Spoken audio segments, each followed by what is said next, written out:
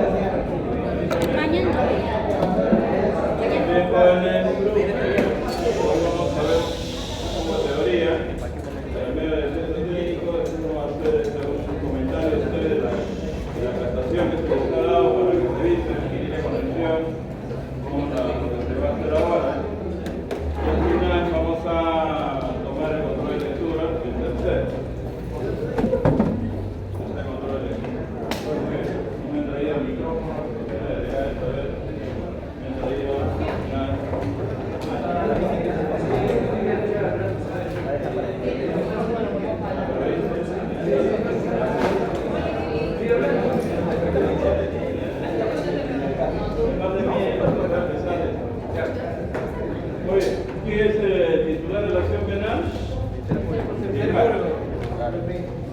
El Ministerio Público es el titular de la acción penal pública. Mientras sea pública.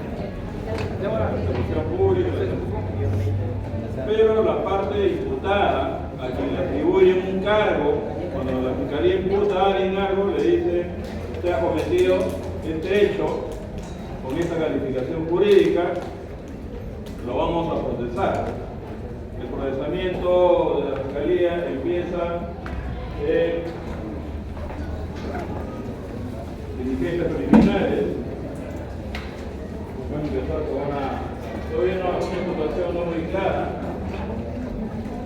Diligencias preliminares.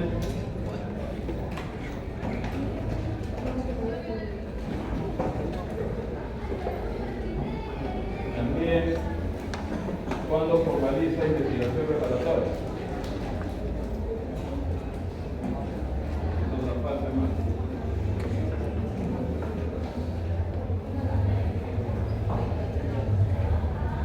Contra ese ejercicio de la acción penal del Ministerio Público, la defensa puede utilizar algunos mecanismos para ir contra la acción penal.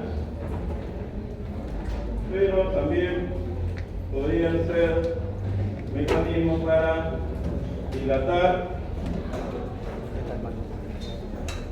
o para impedir el ejercicio de la acción penal.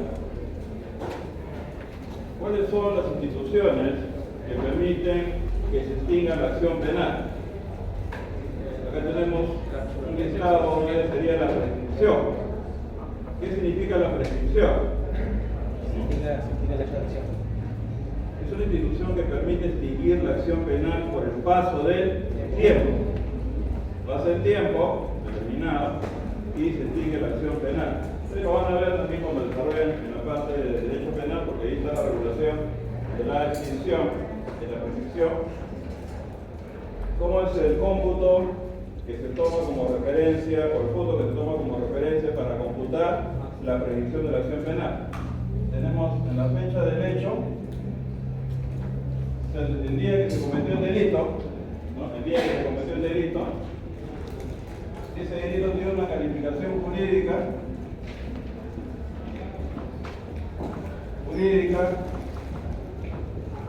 esto tendría una pena. Por ejemplo, estamos en un delito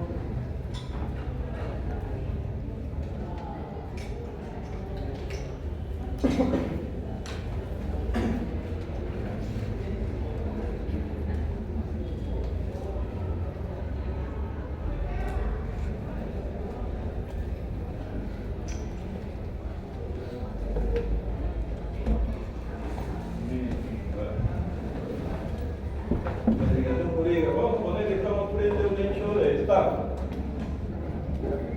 Vamos a poner. ¿Estafa cuántos años tiene según su código penal? Código penal. Supongamos que el hecho de estafa sucedió, el 11 de junio del año 2015. ¿Cuándo tiene la pena por estafa? No menor de 1 y mayor de 6 años. 1 pena 6 pena máxima. Cuando se calcula la prescripción, se toma como punto de referencia el máximo del delito que se está investigando. Por ejemplo, sería en este caso 6 años. Y aquí opera lo que se denomina una llamada prescripción ordinaria. ¿Qué significa eso? Significa que si la Fiscalía no hizo ninguna investigación, ¿no?, puede darse el plazo ordinario. ¿Cómo se calcula el plazo ordinario en el ejemplo? Se calcula desde la fecha que se cometió el delito. Tomen ustedes como referencia 6 años. Sería al 11 de junio del 2021, ¿no? La acción el día 11, ya la acción penal se habría extinguido, porque han pasado 6 años. Es decir, si este hecho hubo una estafa, ¿no?, en 2015, en julio, nadie lo investigó, no se denunció, la Fiscalía no intervino, la Policía no intervino, simplemente opera el denominado plazo ordinario. Entonces ya aquí la acción penal habría prescrito en forma ordinaria. Pero hay otra fórmula que también van a ver ustedes en el Código Penal que se llama la interrupción de la prescripción. Esa es la institución. Interrupción. Hay todo un lío ahí en el Congreso y en la Corte Suprema con estos temas de prescripción. Vamos a detener los ejemplos más sencillos. ¿Qué significa la interrupción de la prescripción? Significa lo siguiente. Si en este plazo ordinario, del 11 de junio de 2015, en el ejemplo de estafa, al 11 de junio de 2021, por ejemplo, vamos a poner en el año 2017, la Fiscalía interviene y empieza la investigación de este hecho, se interrumpe la prescripción, el plazo de prescripción ordinario y empieza un nuevo plazo. Se llama el plazo extraordinario.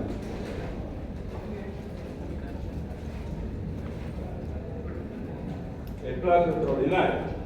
¿Cómo se calcula el plazo extraordinario? La pena máxima más su mitad. Pena máxima del delito más la mitad o 50%. En el ejemplo, ¿cuál sería el plazo extraordinario? 9. Sería 9 años. ¿No? La mitad de 6, 3 más 6, 9 años. Es decir, la Fiscalía tiene hasta esos 9 años para poder procesar y lograr que se condene a la persona. En el ejemplo que yo les he dado, esos 9 años, ¿cuándo se cumplirían? 2016. 11 de junio del 2020. ¿No? Es decir, hoy, ¿no?, en el ejemplo, hoy prescribiría la acción penal. Mañana ya la Fiscalía no podría hacer absolutamente nada. Ha extinguido la acción penal por prescripción, ¿no? Pero pongamos que la Fiscalía continúa con la persecución penal, sigue investigando, sigue procesando. Entonces ustedes, si el juez no se da cuenta ni la Fiscalía, que tiene la obligación por principio de legalidad, ustedes pueden presentar un medio de defensa técnico que se llama excepción. Presentan un escrito como abogado, se le dice: señor fiscal, presento una excepción de prescripción porque la acción penal que usted está ejerciendo se ha extinguido.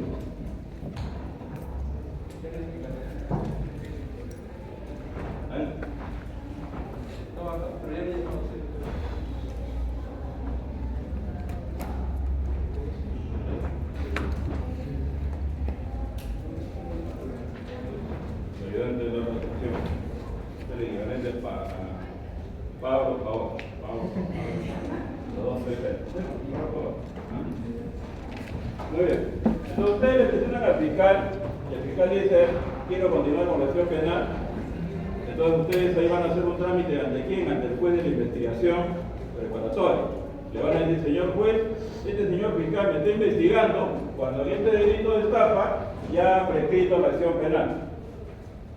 Y ahí, en ese momento, el juez es el que tiene que resolver. Les pongo como un ejemplo de cómo funcionan los medios de defensa técnicos, ¿no? En una época, ahora, una prescripción de la acción penal no limpia al investigado, simplemente se extingue la acción penal. Por eso que Alan García, hace muchos años, cuando él estuvo solicitado o requerido por la justicia peruana, él se fue del país, bueno, como consecuencia del golpe de Estado, y por el paso del tiempo las acciones penales contra él prescribieron. Entonces, cuando Alan venía y hacía política y decía que el Corea está muerto, que dice que fue aparecido, cada rato lo hacen revivir, este señor dice que está en Suiza, no sé, pero bueno. Ojalá que no es muerto, no para protestar. Él en esa época decía, a mí me han absuelto, cuando ya estaba en Perú libre de los cargos, y salía el señor Pope Rivera, que ha sido su enemigo feroz, ¿no? Y le decía, no, señor García, usted, si bien es cierto, ha prescrito la acción penal por el paso del tiempo, usted no ha sido declarado inocente por la justicia, usted no ha sido sentenciado. Bueno, a nadie le importaba, como era un tipo que sabía discursar, decía, a mí me han absuelto. Ya la acción penal, la fiscalía ya no me puede perseguir. Formalmente tenía razón, había prescrito la acción penal por el paso del tiempo, pero no lo habían declarado inocente ni culpable. Simplemente se había extinguido la acción penal. ¿Quería preguntarse? ¿No se interrumpe la prescripción cuando se va del país? ¿Cómo? ¿No se interrumpe la prescripción cuando se va del país? Ya, eso no es interrupción. Hay una fórmula que se llama la suspensión. Es otro libro que ahorita se ha generado en el Congreso. La suspensión de la acción penal, por ejemplo, se suspende el cómputo de este tipo de plazos, hasta el extraordinario se suspende cuando hay una causa de suspensión. Por ejemplo, cuando es declarado reo consumado.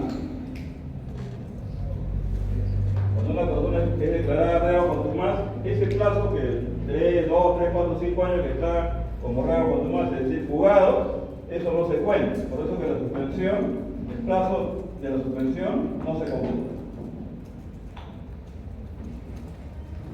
No se computa. Entonces tenemos dos figuras en la prescripción de la acción penal. Tenemos la interrupción, ¿no? Pero también tenemos la suspensión. Por ejemplo, cuando hay un proceso de una extradición, tampoco se computa la suspensión. Cuando hay un procedimiento parlamentario de levantamiento de inmunidad, por ejemplo, levantamiento de inmunidad, tampoco se cuenta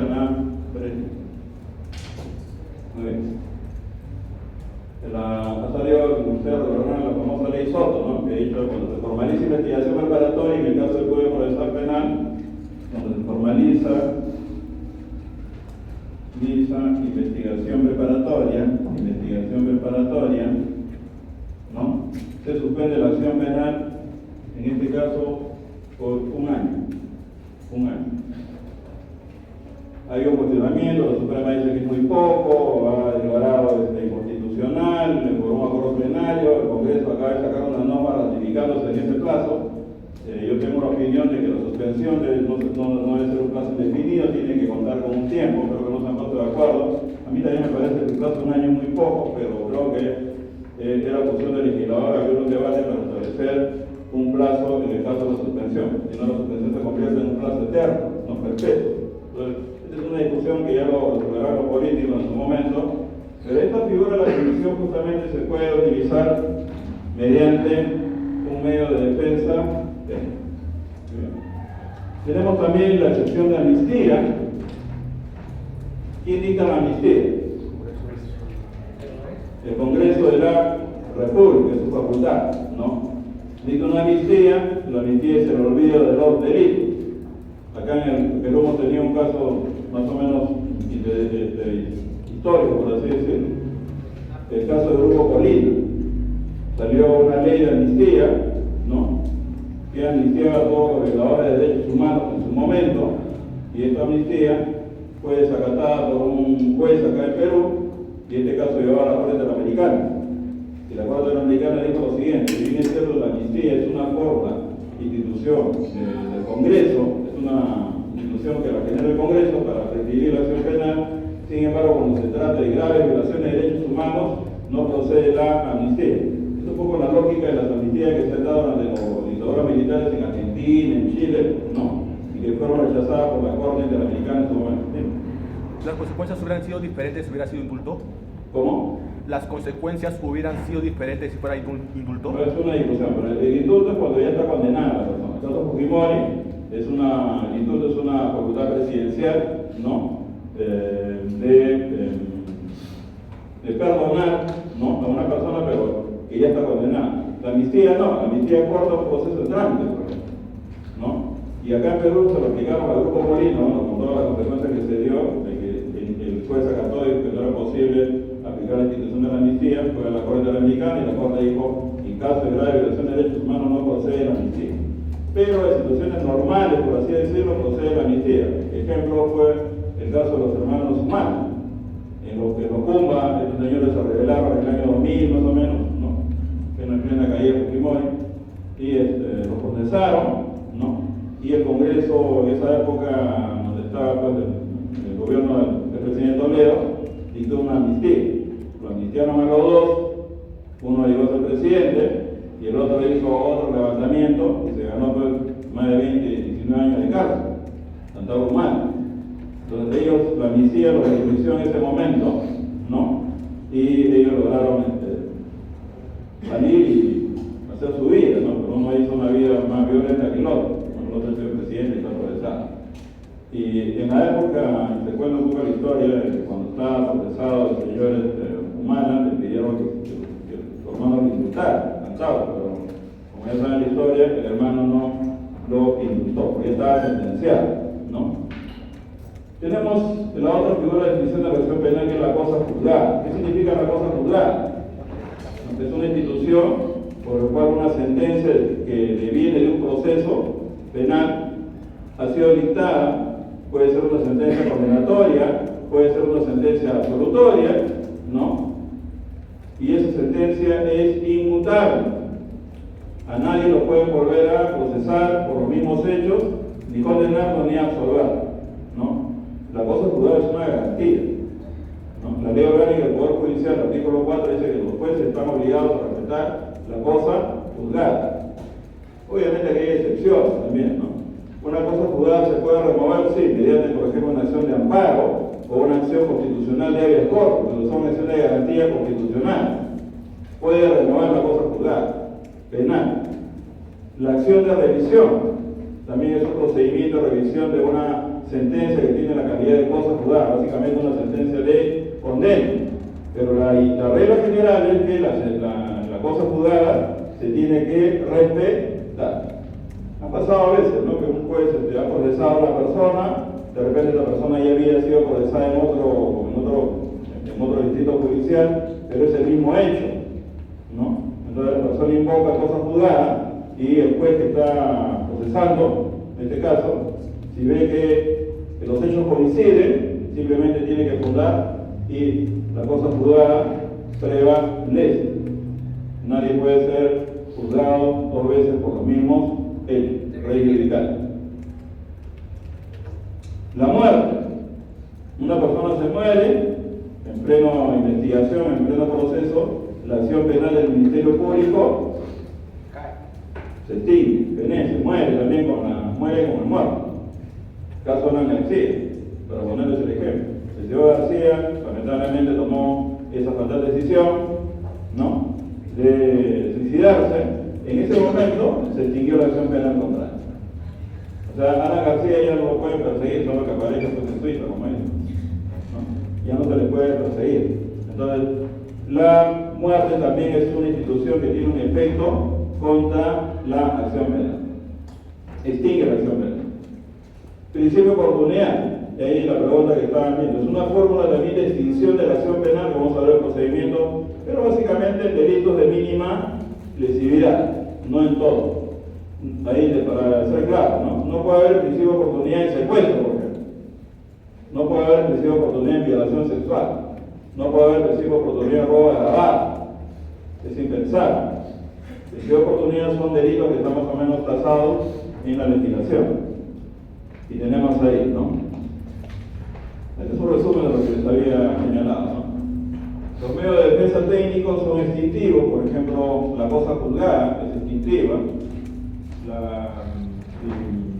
es extintiva también la prescripción, ¿no? pero también tenemos impeditivos, medio de defensa técnico impeditivo, que es la cuestión previa, y piden que la Fiscalía avance en el ejercicio de la acción penal. La vamos a ver en el ejemplo y en la institución. Pero también pueden ser dilatorios, es decir, lo que hacen es suspender por un momento el ejercicio, por un tiempo determinado, el ejercicio de la acción penal. Estos medios de defensa técnico se dirigen contra la acción penal cuyo titular es el Ministerio Público y en su expresión de la imputación. La Fiscalía en los actos de investigación siempre va a estar orientado, su norte va a ser una imputación a una persona a la que le atribuye una responsabilidad penal.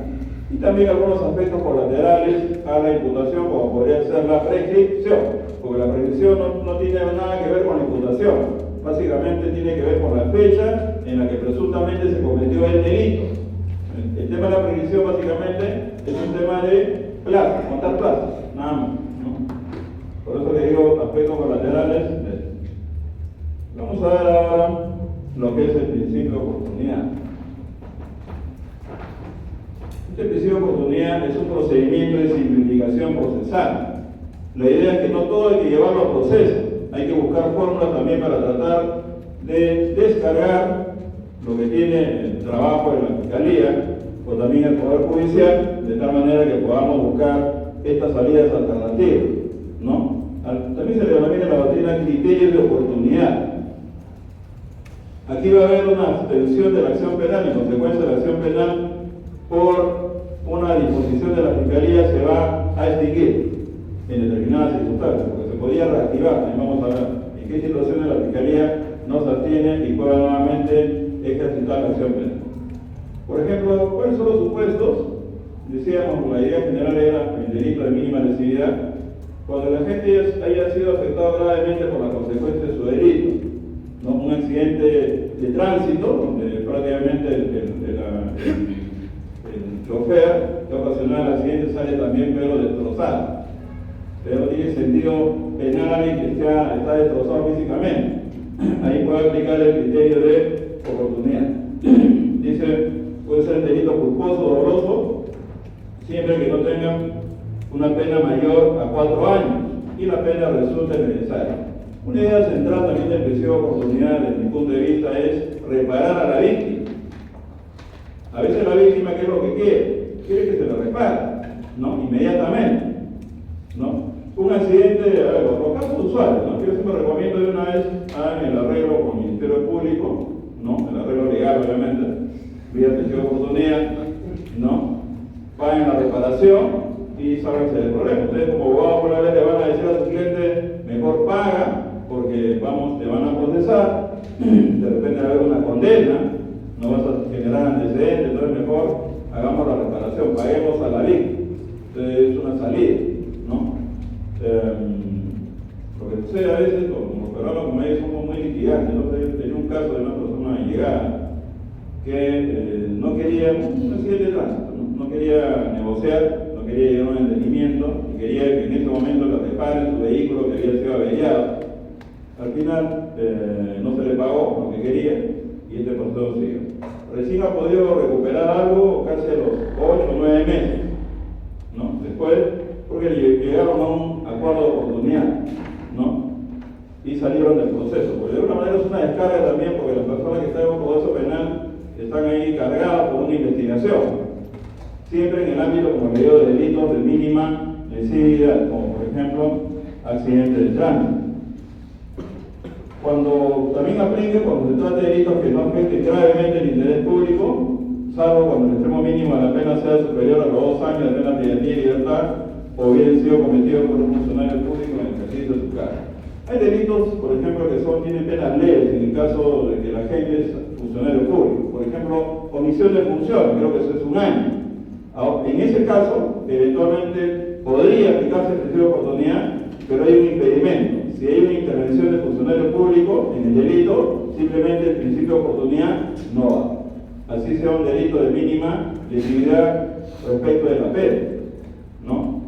Yo recuerdo un caso donde un fiscal había acordado con un alcalde, ¿no? Un principio de oportunidad por un delito de omisión, que tenía la pena mínima 1 año en esa época. Se le dijo que al fiscal que había cometido prevaricato, porque había hecho un acuerdo con un funcionario público por un delito funcionarial, Miren, interesante este tema, porque si este señor alcalde hubiera cometido, por ejemplo, un accidente de tránsito, no estaba en funciones como alcalde, ahí sí podía ser un acuerdo de oportunidad con la fiscalía. Pero cuando interviene como funcionario público, hay una prohibición expresa. Cuando se trata de delitos donde hay funcionarios públicos que el ejercicio de sus funciones no procede el principio de oportunidad. ¿No? Ahí nos señala la norma como una prohibición. ¿Qué más tenemos acá? Cuando el fiscal puede evaluar y dice hay que aplicar el principio de oportunidad porque concurre en alguno de estos presupuestos. El artículo 14, ¿qué regula el artículo 14 del Código Penal? ¿Recuerdan? Error de prohibición, ¿no? Error de tipo y error de prohibición. Tenían llevado ya a parte general, ¿no? Sí, ¿no? Sí. Error de prohibición o error de tipo. El error de prohibición, ¿dónde se da el error de prohibición? En tipicidad, antijuridicidad o culpabilidad. En culpabilidad, ¿no? El error de tipo, ¿dónde se da? En el tipo. Hasta la misma norma lo dice expresamente, ¿no? Pero el error de prohibición se da en el ámbito de la culpabilidad. Eso está regulado en el 14. ¿En el 15 qué regula? Culturalmente condicionado. El error culturalmente condicionado. ¿Dónde incide también ese error? ¿En qué ámbito? En la culpabilidad, ¿no? En la culpabilidad. Profesor, una pregunta. Dime. ¿Cuál es la diferencia entre culturalmente condicionado y de prohibición? Es lo mismo. Claro. Si no, por otro lado, la doctrina dice para qué han puesto un artículo repetitivo, porque ambos inciden en la incapacidad de la gente para entender, ¿no?, la ilicitud de su comportamiento y de actuar conforme a derecho, ¿no? Entonces, el error culturalmente condicionado es igual al error de prohibición. Es igual, ¿no? Sino que el legislador lo ha puesto ahí. Bueno, tenemos en el 16 tentativa. Ustedes saben cuando hay tentativa la pena se disminuye, va al mínimo. En el 18, si no recuerdo, ¿qué es 18? Desistimiento voluntario. Desistimiento, ¿no? Sí. ¿Ya? Mientras no se... Que no se concrete el delito, me desisto de cometer el delito, entonces no hay afectación al bien jurídico. El 21, responsabilidad restringida. ¿por qué responsabilidad restringida? Porque tienen de 18 a 21 años, ¿no? ¿En dónde incide la imputabilidad restringida? ¿En qué ámbito? Anticulpabilidad, tipicidad o culpabilidad. Culpabilidad. ¿Quién tiene 18 o menos? ¿Quién tiene 20 años? Ya, ustedes son disminuidos mentales para la ley. ¿Sí? ¿Es cierto? La ley ha creado una ficción jurídica donde dice la persona que tiene entre 18 y 21 años, desde el límite, no tiene la madurez necesaria para comprender la ilicitud de su comportamiento. ¿Cuál es el efecto de esa inmadurez? Que cuando comete un delito, a esa persona se le disminuye prudencialmente la pena, ¿no? Pero si tienes 21 años y un día, ya tienes una capacidad extraordinaria, ¿no?, para entender. Pero estas son ficciones jurídicas. Pero también quien tiene es mayor de 65 años, ya también ya se va a la hora, ya empieza a perder su capacidad de entendimiento, así que sus pobres abuelos, ¿no?, si tiene más de esa edad, abuelito, ya estás hecho, comete un delito, te van a poner pena, ¿no? Ya son ficciones jurídicas, porque hay chicos adolescentes de 14, 15, que saben más que cualquiera, ¿no? Pero la norma ha creado esta ficción, entonces, si concurre esa edad, no tiene la posibilidad de disminución de pena. El 22, ¿este es el 22? Es restringida por edad. ¿Ah? También, ya, 21, 22, 25. 25, complicidad. ¿Cómo? Complicidad primaria y secundaria. Complicidad primaria y secundaria. Básicamente, el primario siempre le pone la pena al autor, ¿no? En la secundaria sí, el aporte es secundario, no necesario, y la pena siempre acorde de secundaria es menor. Y el 46, que básicamente está en el tema de la determinación de la pena, ¿no? Ya. Entonces, el fiscal tiene que hacer esta evaluación y dice, mire, es un caso de tentativa, es un delito que está dentro de un delito de mínima lesividad, mejor vayamos a un principio de oportunidad. Voy a gastar, como se dice, pólvora en gallinazo. Es un delito leve, tiene estas causales de disminución, mejor negocio con el imputado y su defensa para llegar a un acuerdo de oportunidad. Entonces, como sean abogados, eso le va a convertir definitivamente en su cliente. Lo único que no le va a convenir es que va a tener que pagar una reparación. Eso sí lo tiene que pagar sí o sí, ¿no? Bueno, acá dice, no será posible cuando sea un delito combinado mayor a 4 años de pena privativa de libertad o también cometido por funcionario público. Ese es el delito. Mario no me ha gustado muy bien el micrófono. ¿Cuál es el procedimiento? Para resumir el tema, el principio de oportunidad puede hacerse en sede fiscal o si hace por organización de investigación preparatoria en sede de judicial, claro, en sede judicial, ¿no? Lo ideal que se haga siempre esto en sede fiscal, ¿no? ¿Cuál es el procedimiento? El fiscal cita al imputado y el agraviado con el fin de realizar la diligencia de acuerdo, dejando de constancia en acta. Si el agraviado no asiste, el fiscal podrá determinar razonable el monto de la reparación civil. Es decir, ahí ustedes van con su cliente, con el abogado y se ponen de acuerdo en el pago de una reparación civil, si es que no asiste el imputado. Por eso que hay dos manifestaciones de este principio de oportunidad. El principio de oportunidad donde hay una actividad fuerte del Ministerio Público, ¿no? Con el imputado, donde ahí la víctima está como olvidada también, porque dicen, si no viene la víctima, no importa. Bueno, pero también hay un principio de oportunidad que pueden hacer a iniciativa de las partes.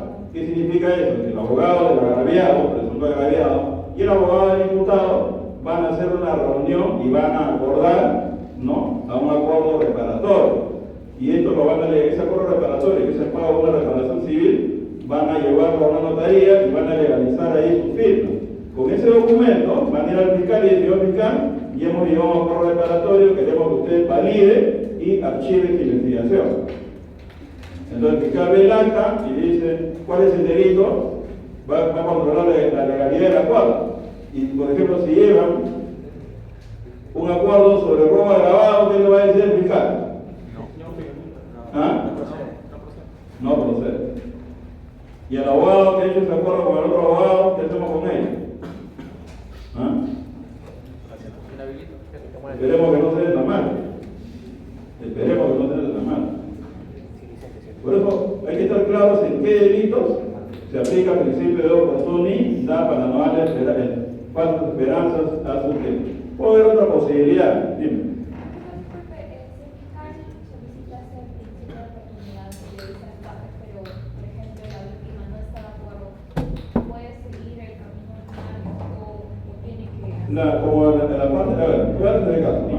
Si la víctima, en el caso con la fiscalía convoque, la víctima no quiere, ¿no?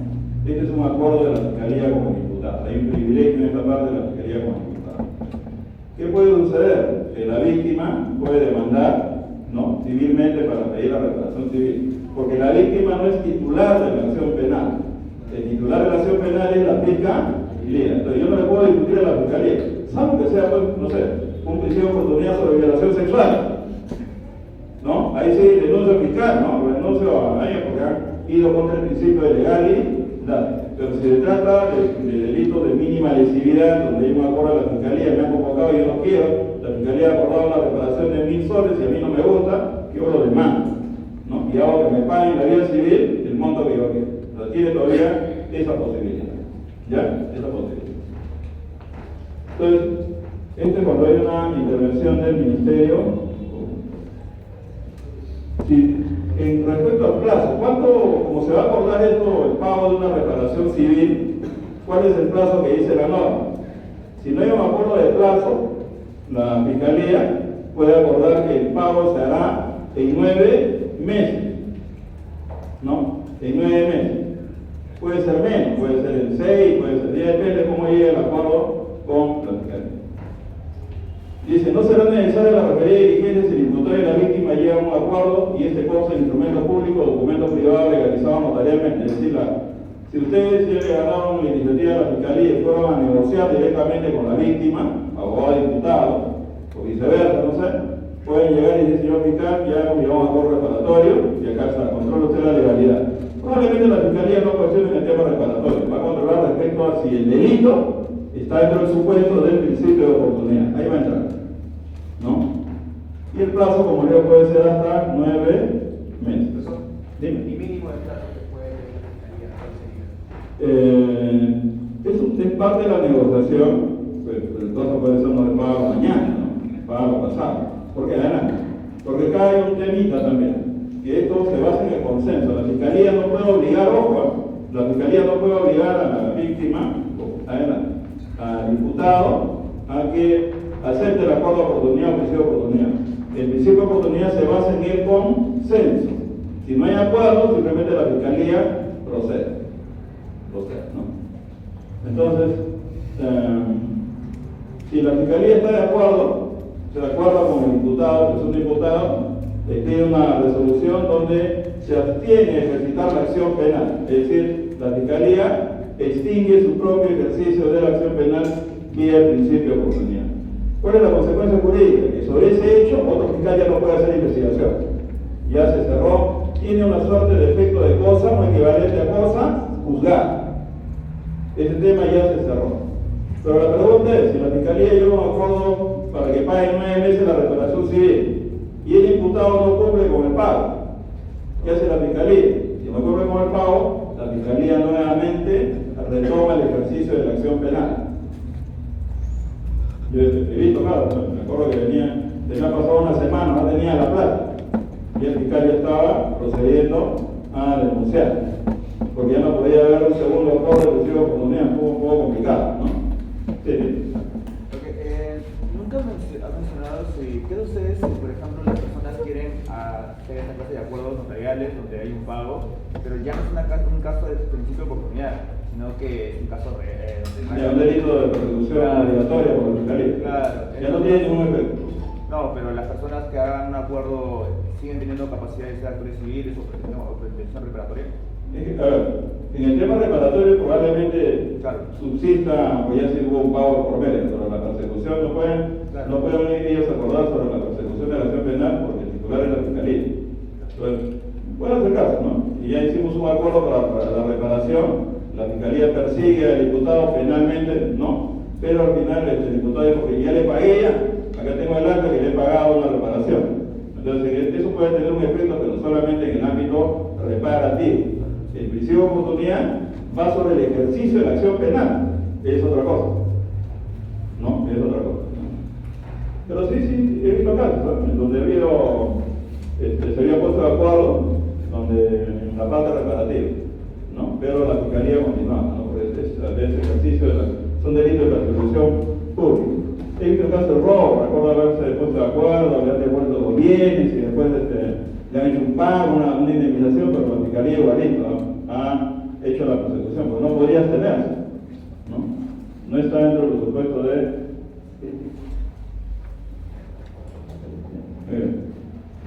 A ver, si hay plazo para el pago de la reparación civil, lo que le señalaba, se suspende los efectos de dicha decisión hasta que paga.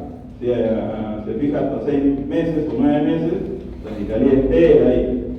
Paga, ahí sí definitivamente la Fiscalía se abstiene de ejecutar la acción penal. Pero ahí se viene el sentido de la norma. Si no hay pago, se dictará otra disposición de la Fiscalía para promover esa acción penal y esta decisión de la Fiscalía es inimpugnable. Ya no hay forma de que se pueda detener el ejercicio de la acción penal. Así que si alguien se lleva un acuerdo con la Fiscalía, tiene que cumplirlo sí o sí. Le va a convenir pagar, ¿no? A ser perseguido en un proceso penal donde ya había una condena, la posibilidad de una condena.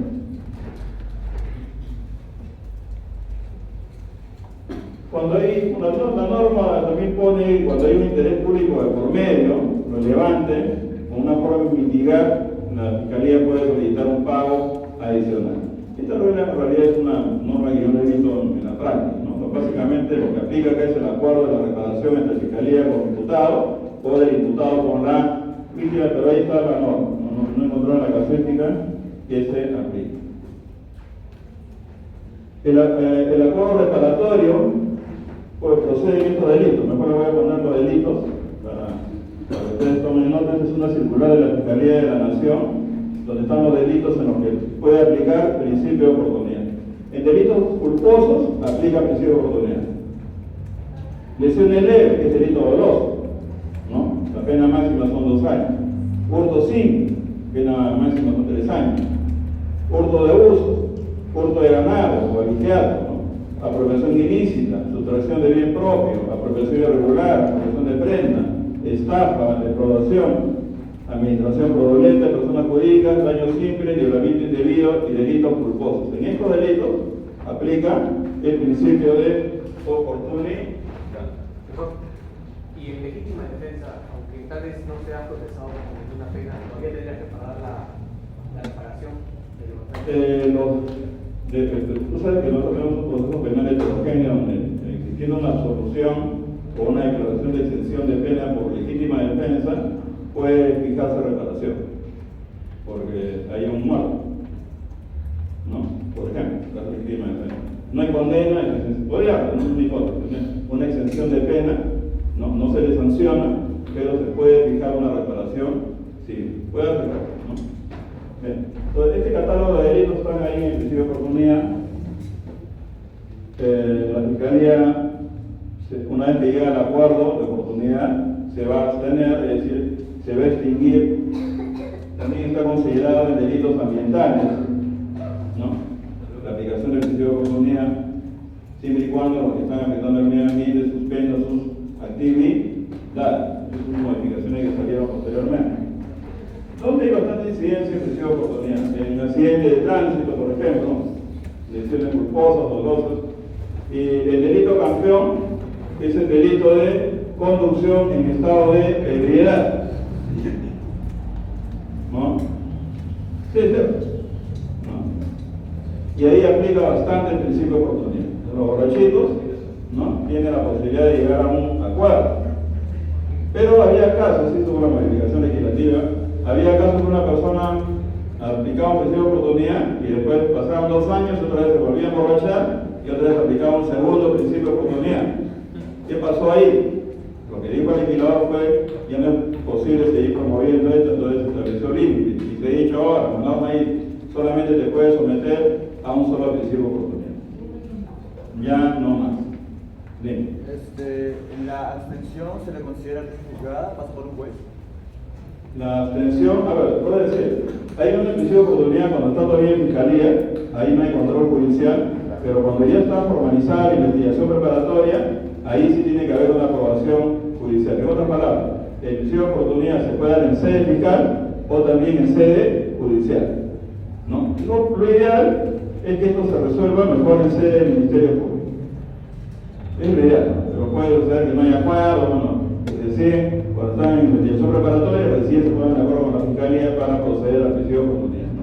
Sino que ahí después va a convocar una audiencia, va a controlar también el acuerdo de la Fiscalía, ¿no? En el otro caso no, la Fiscalía directamente acuerda y ellos cierran el caso, lo archivan, ¿no? Pero cuando ya está formalizada la investigación preparatoria, tiene que ser aprobado el acuerdo judicialmente. Entonces, antes de no tiene calidad de cosa juzgada. ¿Cómo? Entonces, antes de no tiene calidad de cosa juzgada. No, sí tiene. Cuando la Fiscalía lleva un acuerdo, la Fiscalía ya no puede promover acción penal. Pero lo reconoce un juez o no? No, pero la Fiscalía puede hacer de diligencia preliminar. Ustedes saben que en diligencias preliminares no hay control judicial, eso lo vamos a ver más adelante. Ahí la Fiscalía directamente puede archivar sin control judicial. Pero cuando está en fase preparatoria, el archivo de la Fiscalía sí tiene control judicial. Por eso que hay decimos, procedencia. En etapa fiscal preliminar, a solicitud solamente fiscal, ahí no interviene el juez. Pero cuando ya esté investigación preparatoria, ahí es obligatorio que el juez apruebe el acuerdo porque es un archivo, ¿no? Son 2 fases diferentes. Lo del acuerdo, como todavía no hemos desarrollado la fase de diligencias preliminares y investigación preparatoria, sus características, lo vamos a hacer en detalle más adelante, pero les digo, en diligencias preliminares, la regla es que el fiscal archiva de por sí su investigación si lo desea. No requiere control judicial, pero cuando ya pasó a la fase preparatoria, cualquier decisión de archivo fiscal debe tener obligatoriamente control judicial, es decir, control de un juez. Por eso que la Fiscalía puede archivar el principio de oportunidad cuando todavía está en diligencia preliminar, directamente. No necesitan control de nadie. Entonces, ¿el Ministerio Público sí tiene atribuciones de dar cosas juzgadas? ¿Cómo? Entonces, ¿el Ministerio Público sí puede dar cosas juzgadas? cosa ¿No juzgada. se puede adaptar la cosa juzgada? O sea, No, cuando la Fiscalía, a ver, en el caso del principio de oportunidad, hay un acuerdo donde la Fiscalía acuerda con el imputado, llega a un acuerdo bajo el principio de oportunidad. Esa decisión, según la ley, es un análogo de la cosa juzgada. No es la cosa juzgada. La cosa juzgada siempre viene de un juez, ¿no? Cosa juzgada. Es un equivalente, un análogo a la cosa juzgada. No es cosa juzgada, sino es un análogo a la cosa juzgada. Muy bien. Entonces, vamos a resumir rápidamente lo que tenemos ahí. Mi procedencia, lo que decía. Cuando es reincidente, cuando es habitual, o se ha cogido el principio de oportunidad dentro de los 5 años anteriores al último delito, ya la norma señala que no puede proceder el principio de oportunidad. Vamos a detenernos un momento, por favor. Tenemos Cristi. Le dejo a Cristi la dirección del debate.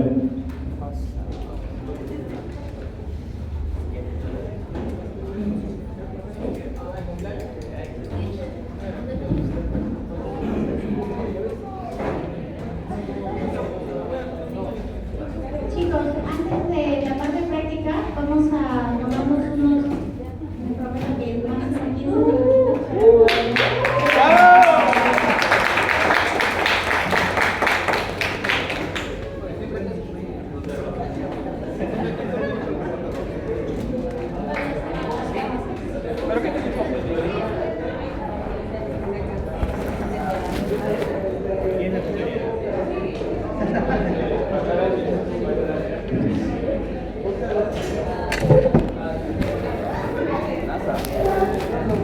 Bueno, Leonel, vamos a desearle que cumpla un bonito año.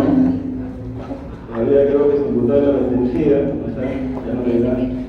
Si tiene 18 o 21, todavía es imputable restringida. Y a 22 ya no es imputable restringida. Está en toda su capacidad mental. En la plenitud, en la madurez completa.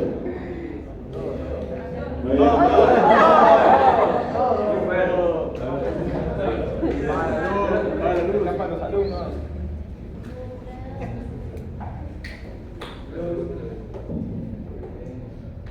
¿Tienen por favor el medio? Chicos, en la cuenta de 3, ¿sí? A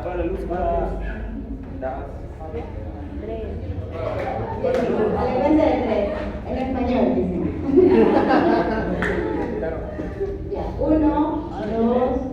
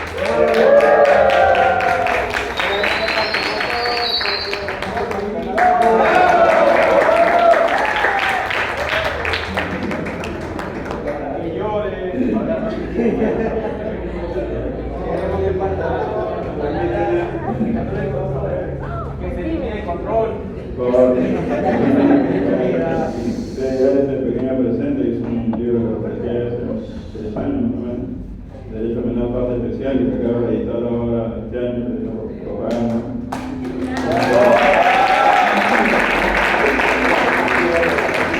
El Derecho Penal Parte Especial, que es algo que también es lo que me he dedicado en algún momento. ¿Ya? ¡Bravo!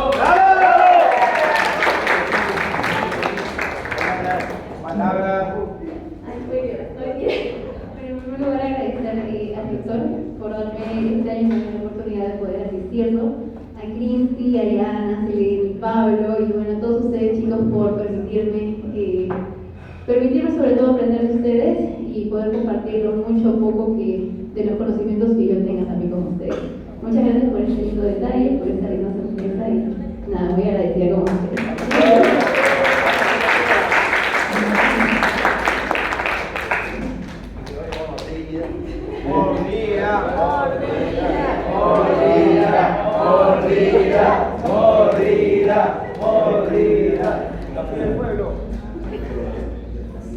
Sí, bueno, por parte de los asistentes de casa, de menos que cada uno quiera sus palabras para extender. Agradecer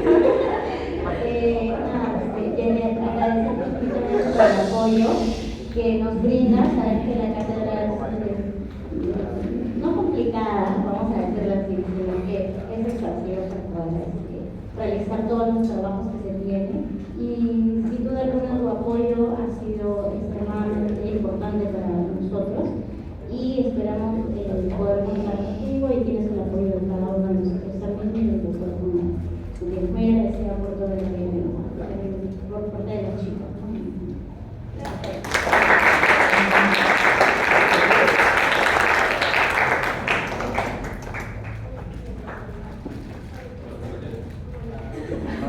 A ver, te conozco el año pasado como mi alumna que fuiste, ahora eres mi asistente, mi colega, mi compañera. Espero que la paz de bien el día de tu cumpleaños todavía pasado mañana. Siempre orgulloso de ti, que te conozco, has sido una gran alumna y apasionada, entonces hasta la bonita, ¿no?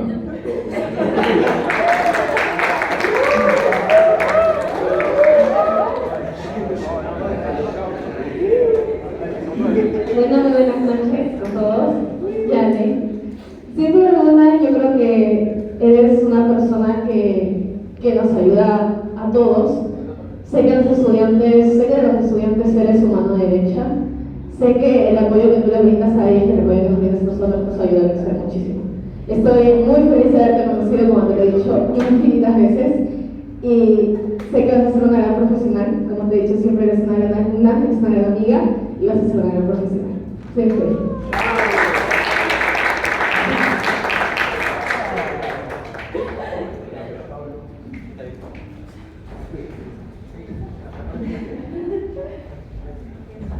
A ver, yo conozco a Janet este año y en este poco tiempo que la estoy conociendo me parece una niña, una estudiante demasiado admirable.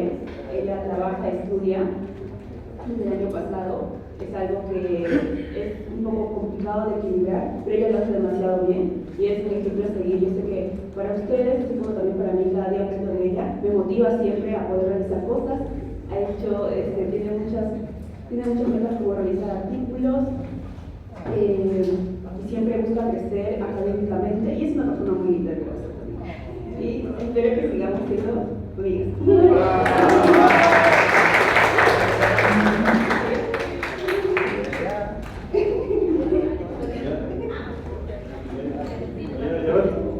Sí, bueno, Janet ha sido alumna el año pasado, una alumna bastante destacada, muy carismática también, y así como todos ustedes, ¿no? Le deseamos también que sigan el paso de ella, una chica estudiosa, ¿no? El orgullo de su papá, y esperamos que ella ponga el nombre de San Marcos también en alto.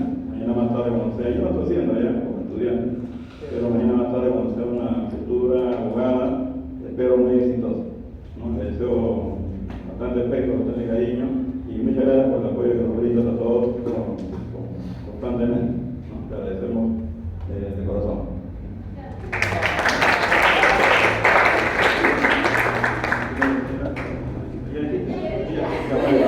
Muy bien.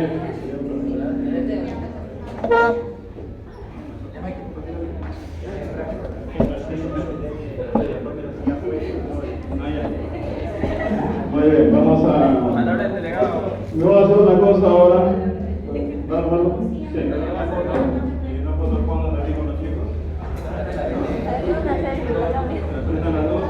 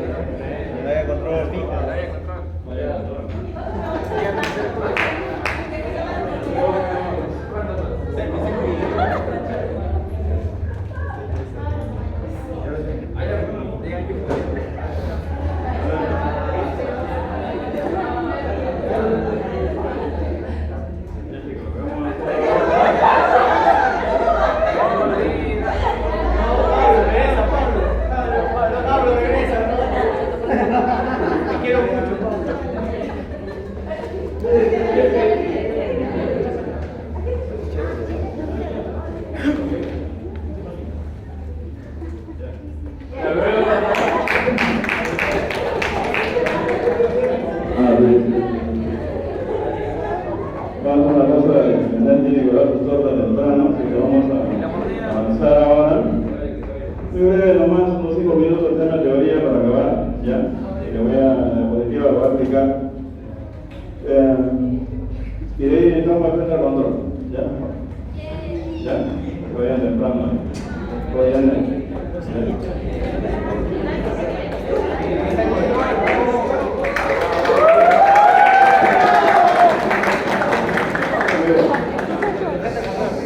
Para resumir, los abogados pueden ir con la acción penal ejercitando su medio de defensa técnica. Tenemos, para resumir el tema, excepciones que pueden plantear cuando ha prescrito, cuando hay amnistía, si no se está planteando una amnistía, si ha muerto también, se puede plantear una excepción.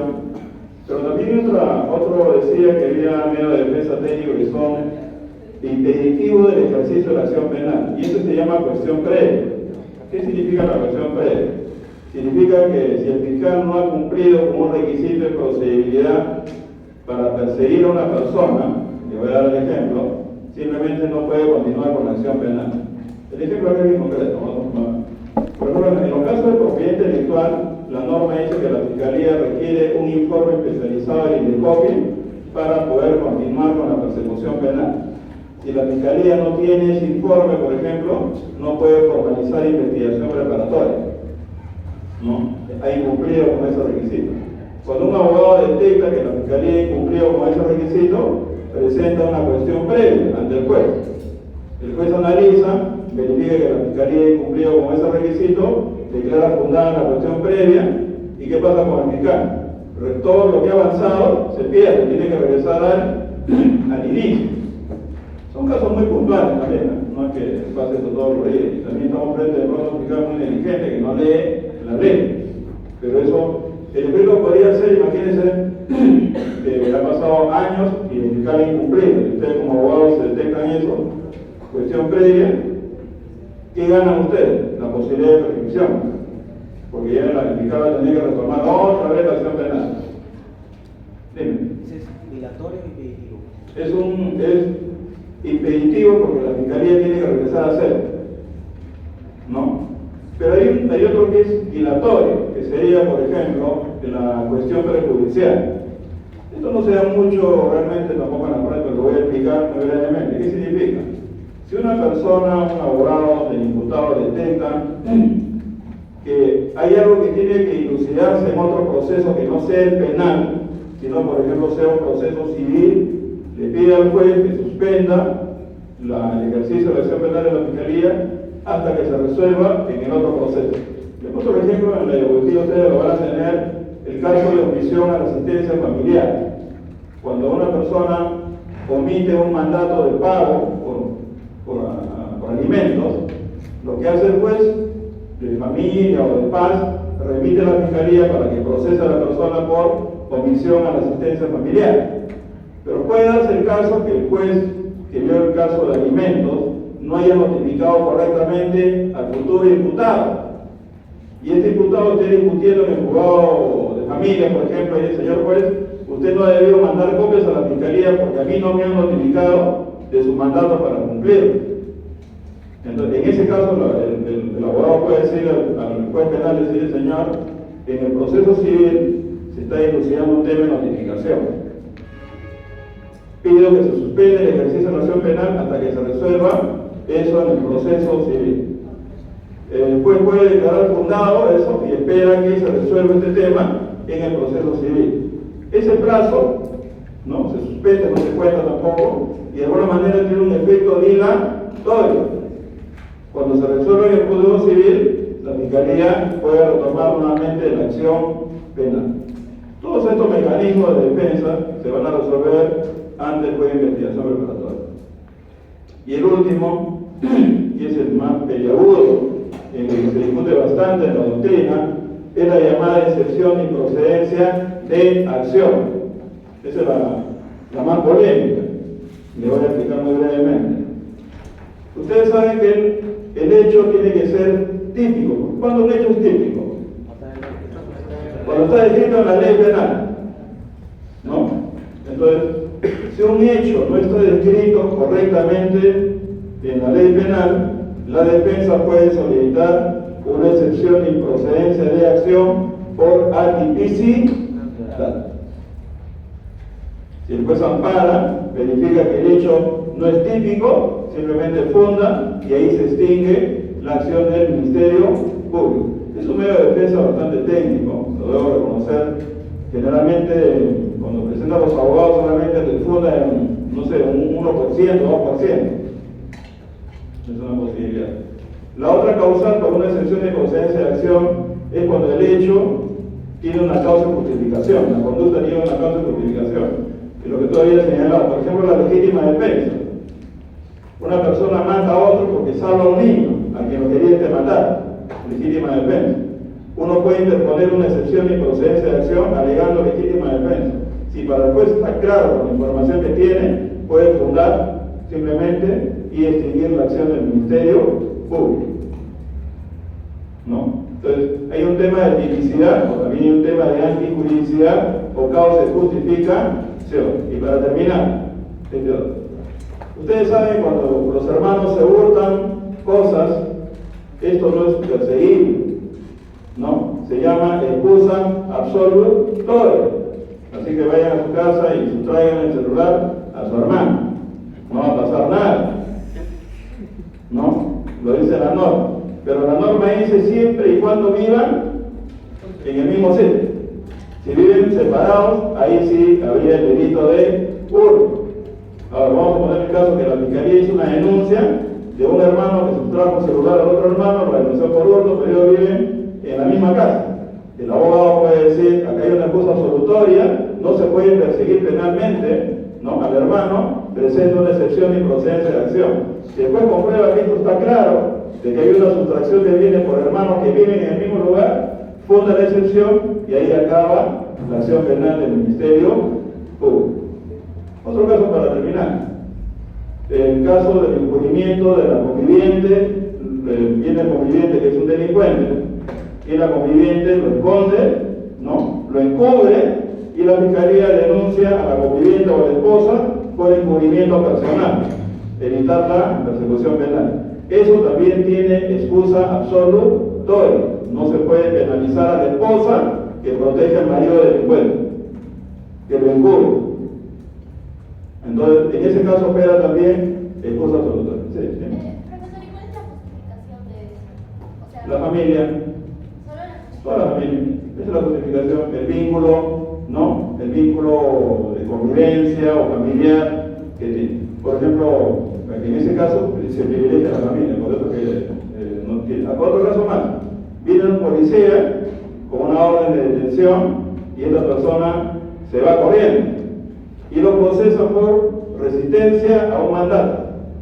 Entonces la norma dice, no, se te puede procesar por una resistencia a un mandato, salvo tu propia detención. Es decir, se privilegia la libertad, ¿no?, al mandato. No se puede procesar a una persona que sea fugada. Ustedes van a ver, a un fugado nunca lo procesan por nada. Es su derecho, la libertad. Ese le tiene privilegio a la libertad. Si eso no es penal, lo pueden sancionar administrativamente, qué sé yo, pero como delito no opera. La libertad está, como así como lo pone la familia, en este caso pone como preeminencia a la, como bien jurídico, a la libertad. ¿Quería decirlo? Sí. Profesor, ¿en qué caso no es típico? ¿Ah? ¿Qué casos hay donde no sea típico? Que hayan planteado este... Por ejemplo, hay un delito de robo y no hay violencia. Pero sería otra cosa, ¿no? Pero no es robo. un elemento típico del robo y la violencia. No hay violencia, no hay amenaza, esto sería un hurto. En procedencia de acción, el hecho no es hurto, no hay un tema de tipicidad. No es robo, sería hurto. ¿Se ha pasado que la fiscalía se ha equivocado así? Y ya.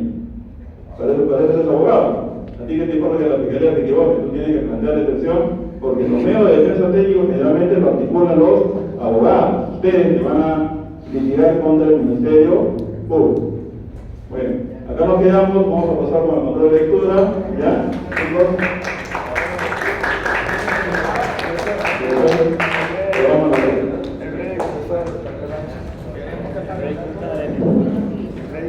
Por favor, solamente los terceros, nada más.